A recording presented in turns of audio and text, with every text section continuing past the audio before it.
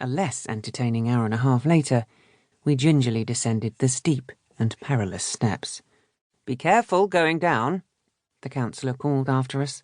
"They're slippery after the rain." As we got into our separate cars to go back to work, husband said, "I always knew you were a selfish A-type." We'd made it out of the treehouse, but we weren't out of the woods. Around the time I turned 50, I got the feeling the universe was trying to tell me something. Certain changes I'd started to notice with mild concern seemed to be taking on a life of their own. Being the oldest person in meetings told me so. The way my grown-up children bossed me around told me so. My moods told everybody. Relationships that had been good suddenly soured, and my once rock-solid marriage seemed to be cracking faster than my face.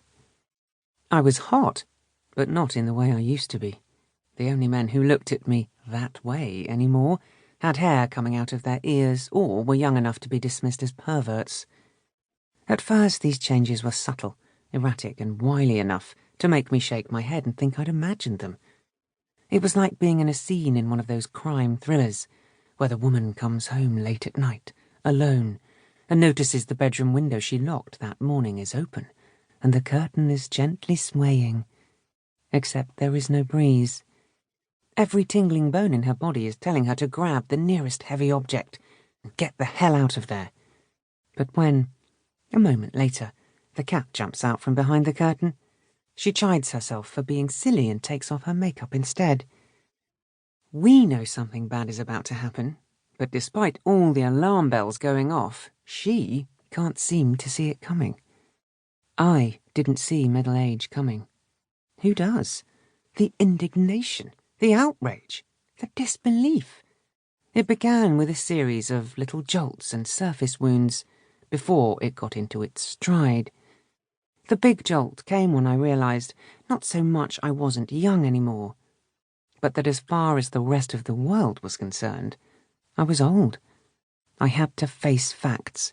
Youth was a passing phase, and I'd passed it. On a scale of 1 to dead, I'd reached the tipping point. There must be things I could do to stop it. It was time for action. I made an appointment to see Dr. Z, to check if I had any hormones left. Dr. Z was French and had a sense of humour that had won him fans and ex-patients alike. He'd told a friend, honestly a friend, who went to see him because she'd gone off sex, that his wife had the same problem. Another time he told me when he came flying into the surgery late for our appointment that he was sorry but he'd overslept and had a hangover. I trusted Dr. Z with my life. He looked at the results of my blood tests and tutted that I needed an emergency infusion of estrogen and progesterone. When I asked him to talk me through the pros and cons of hormone replacement therapy, he said there weren't any cons. When I asked about the increased risk of breast cancer, he made a sound like blowing into a paper bag and said, "That's why we have mammograms." Dr. Z put his elbow on the desk and laced his fingers. "Do you know Jane Fonda?" "Excuse me?" He made 2 air balloons over his jumper. "Barbarella." "Ah, Jane Fonda." None the wiser as to where this was headed, I nodded. "She is 80 and still very attractive." He gave one of those big French shrugs.